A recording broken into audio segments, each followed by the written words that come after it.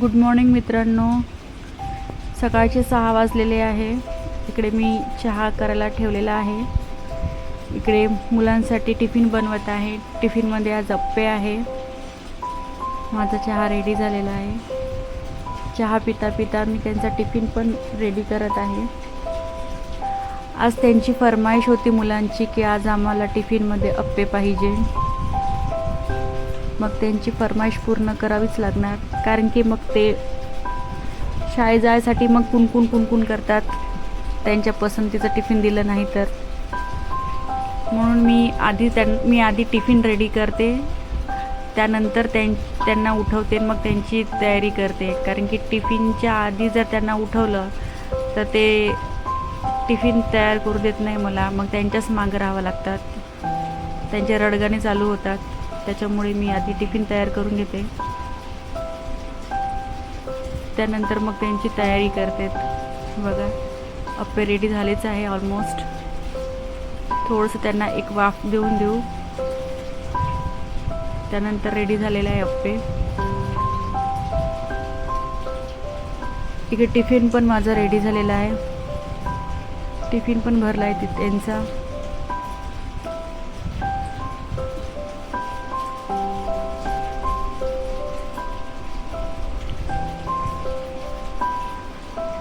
सर्व रेडी करून ठेवावं लागतात, मग त्यांची तयारी चालू होतात। सर्व गोष्टी त्यांना हातात द्याव्या लागते, कारण की छोटे आहे सध्या, त्यामुळे सर्वच गोष्टी त्यांच्या करून द्याव्या लागतात।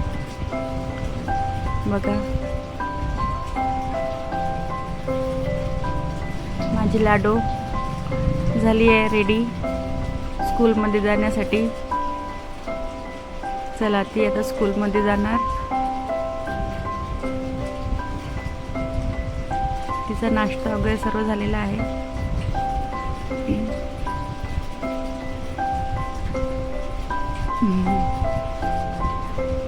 काल आम्ही मार्केटमधून आलू आणले होते चिप्स करण्यासाठी।